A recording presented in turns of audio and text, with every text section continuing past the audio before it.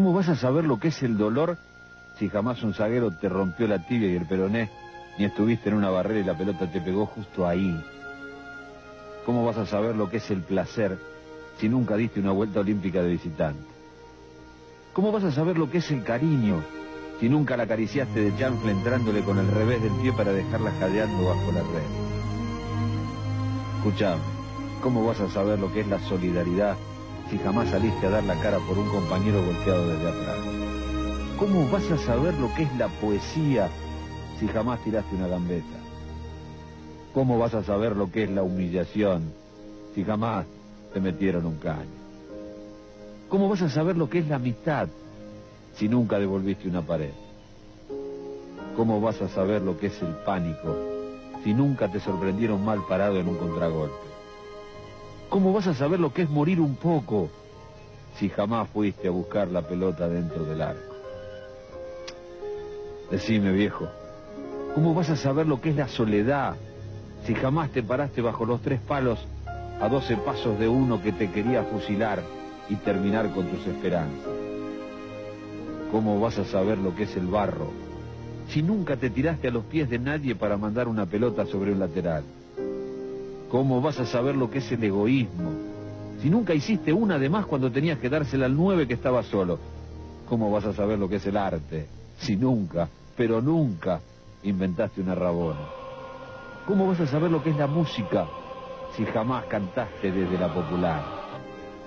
¿Cómo vas a saber lo que es la injusticia si nunca te sacó tarjeta roja un referí localista? Decime, ¿cómo vas a saber lo que es el insomnio si jamás te fuiste al descenso? ¿Cómo vas a saber lo que es el odio si nunca hiciste un gol en contra?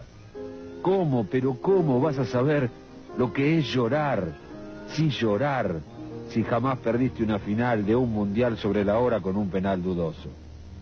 ¿Cómo vas a saber, querido amigo, cómo vas a saber lo que es la vida si nunca, jamás jugaste al fútbol?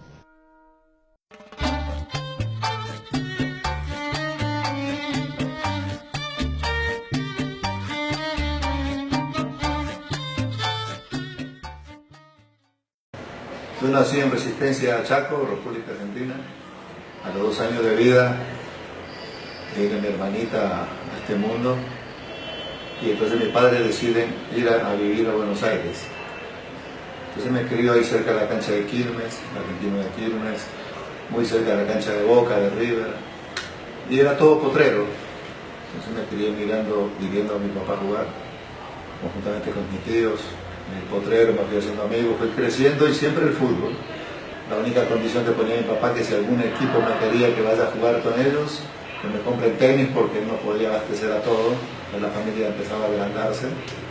Pero entonces el fútbol me atrajo desde el primer momento. Según me cuentan mi madre y mis tíos, que yo nací en ese lugar donde yo nací en el campo, en la casa Barrio y Paja, ahí no podían tener cunitas. Entonces le ponían una hamaca colgante y ahí venían los tíos y todo venía, que tomaban, o sea, me regalaban balones de Boca, otro de River, otro de Independiente, cada uno quería que yo sea hincha del equipo que yo era hincha. Entonces me fui aficionando al fútbol, me fue gustando y viví una infancia muy feliz, siempre pegado al fútbol, detrás del fútbol. Yo siempre fui hincha de Boca. Ya fui creciendo y Boca me apasionaba, a pesar de que yo practiqué en Quilmes, estuve en Estudiante y empecé en 9ª división con 14 años porque el técnico que me tenía en Quilmes y me mandó a Estudiantes de La Plata, José Santiago, fue el que me dio un día que fuimos a practicar contra la Racing en un partido amistoso, me pidió la cédula antes de la práctica para firmar. Me dijo, después de la práctica para firmar y el sábado empecé a jugar en 9ª división de Racing. Así que, pero el corazón mío siempre estuvo con Boca. Luego de estar en Racing, voy un año a préstamo al Arsenal de Sarandí. Cuando ya regreso de Arsenal de Sarandí, me encuentro con un técnico que me había sacado de la selección juvenil de Argentina, que no pude viajar a Toulon, Francia. Entonces me vio en la tribuna y me dijo que si él venía al equipo, yo no sé por qué, si me agarró bronca o qué, si él llegaba a Racing, que yo no tenía que ir, que no iba a contar conmigo. Y dije, bueno, me parece muy bien, profesor, pero hay que ver si usted llega acá. Me lo dijo 4 meses antes. Cuando llegó, entonces me mandaron a mí me cambiaron, fuimos 2. Guillermo Zárate y yo a Lanús, y de Lanús a Racing pasó un muchacho D'Angelo, que yo quería un central. Yo me quedé en Lanús, jugué 2 años, perdimos, en el transcurso de 2 años perdimos 3 finales para ascenso, y la última, ya que era el segundo año de estar en el club, la ganamos, invicto, hicimos con más de 20 goles, y de ese equipo venden 2 jugadores. Juan Carlos Nani, que venía de Boca y se fue para España, y el caso mío que no puedo hacer una gira con Lanús a Bolivia y Perú por una infección que tuve en la pierna. Cuando ellos se van, a los 3 días hay un partido amistoso con Talleres de Remedio de Escalada, un equipo de ascenso, y justamente estaba el presidente y el tesorero del Caldas con un señor Navarro que había jugado en el año 50 con el Caldas y había salido campeón. Entonces era dirigente de Racing, de Lanús, y le dijeron: queremos a ese muchacho. Le dijeron: no te lo venden. Entonces al transcurso del día, después del partido amistoso, y llegaron a una reunión a ellos con los dirigentes, me salieron vendiendo, y eso fue en el año 77. Me tocó viajar en febrero para Colombia porque me había comprado el Cristal Caldas.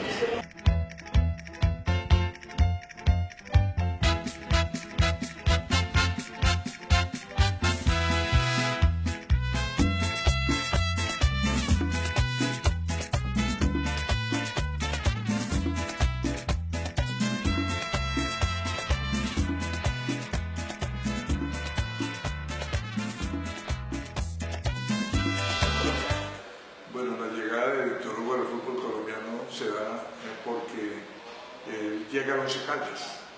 Él llega a Once Caldas contratado desde Argentina directamente, donde él hacía su participación en el fútbol de ese país. Caldas lo contrata y a mí me da la sensación de que Víctor Hugo no tiene una buena temporada. Además, Caldas intentaba poseer grandes futbolistas, pero empezaba a tener una crisis económica que vivía el fútbol en ese momento. Entonces llegué a un equipo donde también me supieron aguantar, porque yo durante 7 meses me podía gambetear 3, 4 jugadores, pero a la hora de definir no contaba con suerte. Pateaba, pegaba en el palo, a tirar por encima del travesaño. Yo pensaba que sabía a qué se debía esas cosas, que no podía hacer goles, porque el argentino es de muchas cábalas. Y yo antes de viajar para Colombia, no tenía el pasaporte, que Lanús lo llevó en la gira, que yo no pude hacer. Entonces ellos se llevaron el pasaporte, me tocó sacar el pasaporte nuevo en la Policía Federal y me cortaron el cabello. Yo usaba el cabello largo, me cortaron el cabello. Cuando llegué acá con cabello corto, ellos esperaban, porque la foto que me sacan era de abajo hacia arriba, y ellos esperaban ese tipo como de 1,90, 2 metros, no sé. Cuando me vieron, usted es el que contrataron, ya imagínate, el cabello corto y todo. Y empecé a tratar de hacer goles, no pude, estuve 10 meses para hacer el primer gol, justamente en el clásico con Pereira, se lo dice a Víctor Quiñones, el arquero de Pereira. Bueno, ese año hice 7 goles. Vino tinto y oro colores de mi glorioso Deportes Tolima, por mucho tiempo esperaba tu gloria, ahora grito con toda mi alma que eres campeón. Campeón, Tolima, campeón, Mijao.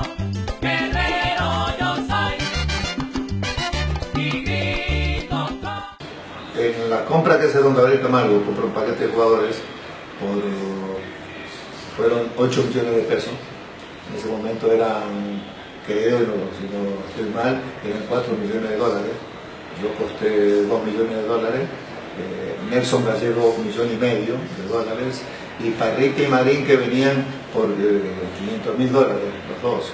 Entonces don Gabriel compró, bueno, acá nos encontramos con otros jugadores, el caso de Quintabani, el caso de Múnera, el caso de James Moreno, que también venían del Caldas, o sea que nos encontramos prácticamente 7 jugadores acá, más otros que venían de otro equipo. Nos costó hacer buena campaña, pero sin embargo estuvimos peleando clasificación y nos elimina Nacional, que ya venía con una camada de jugadores muy interesante. Ya siempre fue un equipo de campeonatos y pelear títulos. Entonces nos agarró justamente y nos gana 4-0 en Medellín, y acá tenemos que remontar ese resultado. Ganamos 1-0, pero no pudimos llegar al objetivo. Viene Víctor Hugo del Río también en ese lote. Víctor Hugo del Río era un volante desconocido, pero que llegó al Tolima y fue bien rodeado. Es la época grande del cuadro de Deportes Tolima, donde Tolima es su campeón 2 veces consecutivas. Víctor Hugo es el primer volante colombiano, perdón, argentino, que juega en el fútbol colombiano, que sale goleador. Si usted mira las estadísticas de goleo en el país, Víctor Hugo del Río es el mejor goleador hasta ahora en lo que va corrido para la posición de volante. Víctor Hugo, que es un hombre inteligente, jugador de cabeza bien pensada, que sabe ser el auténtico volante de esa época, porque recordemos que el fútbol del mundo, por esos años, los mejores jugadores eran el volante y armador. Entonces Víctor Hugo llega con su espesa melena, con un estilo diferente, se gana el Tolima, se gana la gente y empieza a jugar con el equipo en lo que ha sido la mejor época del equipo tolimense. Era el primer jugador grande que se compraba, porque Tolima había, con la historia, comprado jugadores por allá en los 50, pero eran jugadores de muy poco nivel, de muy poca inversión en la parte económica. Este era el jugador más caro, sin duda, que había comprado por esa época el Deportes Tolima. Bueno, en ese entonces el Deportes Tolima y Atlético Nacional, y luego también estuvo Junior de Barranquilla involucrado. Se jugaba una liguilla muy importante, muy reñida, muy disputada.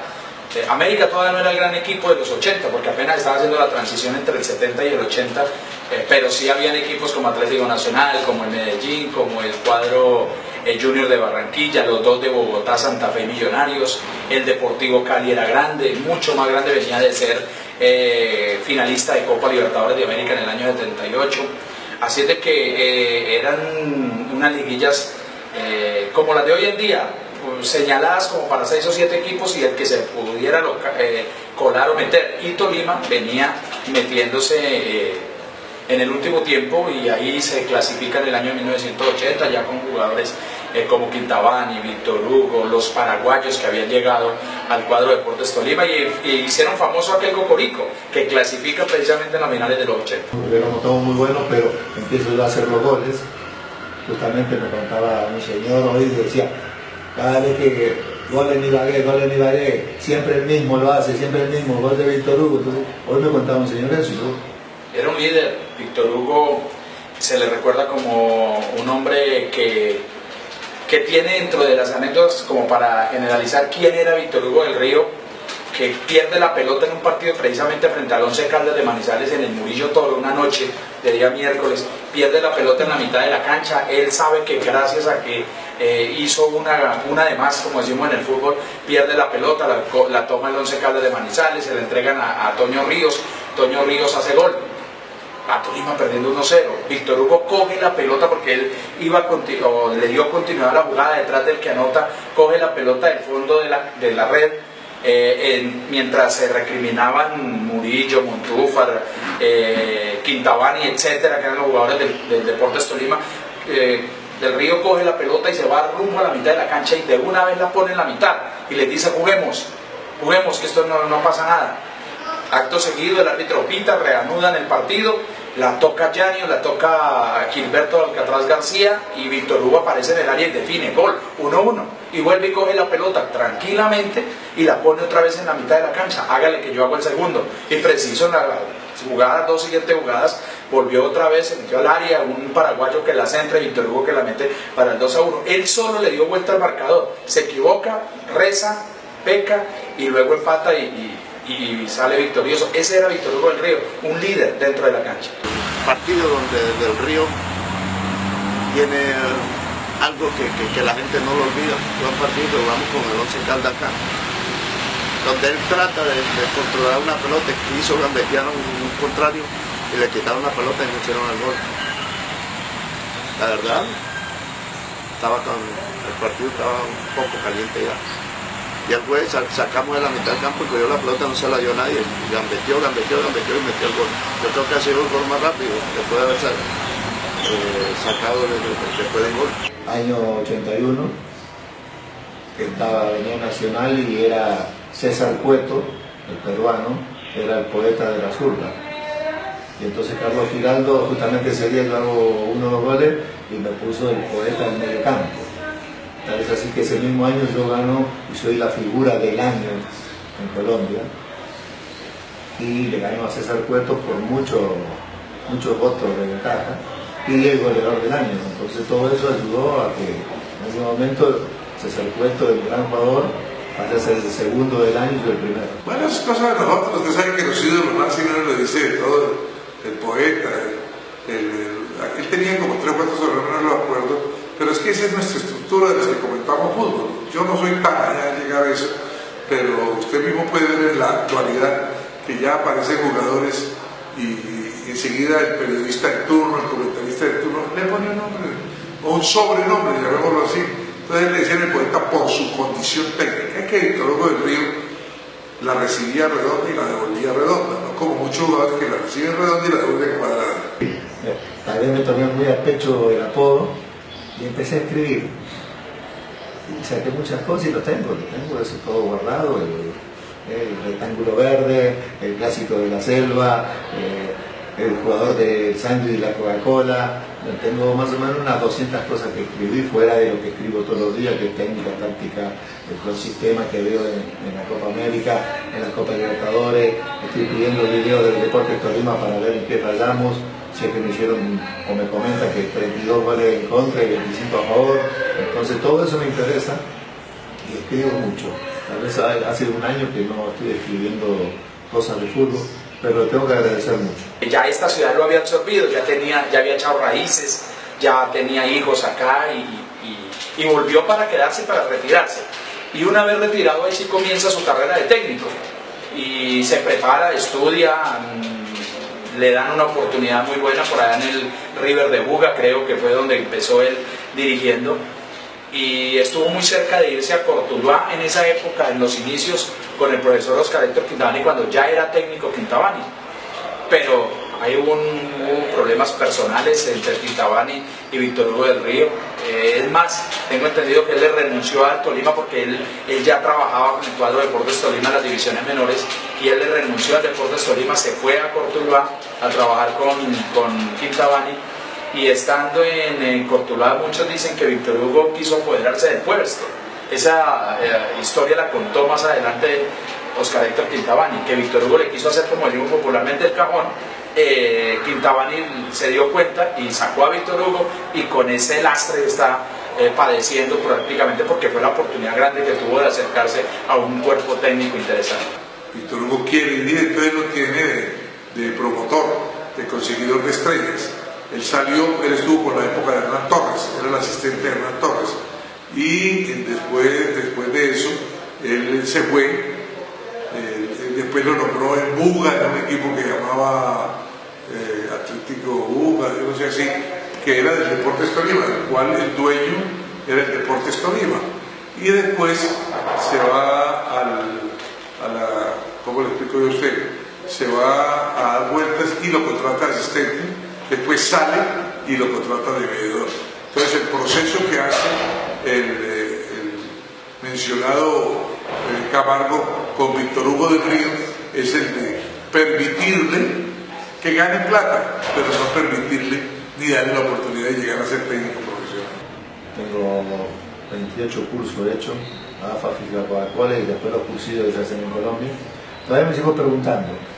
Por ahí alguien me dijo que yo no iba a dirigir al Tolima porque no tenía carisma, porque no sé trabajar, porque tengo temperamento fuerte, y yo creo que el temperamento hay que tenerlo fuerte, porque si no uno pasa a ser un pelele, maniquí, un títere. De fútbol algo entiendo, me preparo, y tal vez así que tengo para sacar 11 libros de fútbol, esperando un patrocinio que me ayude, y de fútbol entiendo. He trabajado, he salido campeón con las juveniles en la liga, he hecho buenas campañas con la sub-20, he sido asistente, he trabajado en Argentina, recomiendo jugadores, sé trabajar, falta la oportunidad, pero esa oportunidad hay uno solo que la puede dar. El primero principal es Dios, y el segundo, don Gabriel Camargo, es el dueño del club. Yo sigo esperando eso. Por decir, siempre digo que a mí me echan los perros, no el dueño de la casa. Tuve ofertas para irme a dirigir a otro lado, pero yo quería dirigir al Tolima. Me preparé para eso, se lo digo continuamente a don Gabriel Camargo, que me dé el equipo, que se ajuste el cinturón porque vamos a tener que viajar mucho. Yo siempre decía que si Tolima no era campeón mientras yo estuviera o después, cuando yo era técnico iba a sacar campeón, ya salieron campeón con el Chiqui García, con Gamero en la Copa, pero yo también tengo mi aspiración y sé que puedo lograrlo, porque conozco mucho, sé cómo puedo luchar para salir campeón, pero lo importante es que don Gabriel se acuerde que, como él dice, que yo soy el mejor jugador de la historia, que me dé la oportunidad, puedo ser el mejor técnico también de la historia.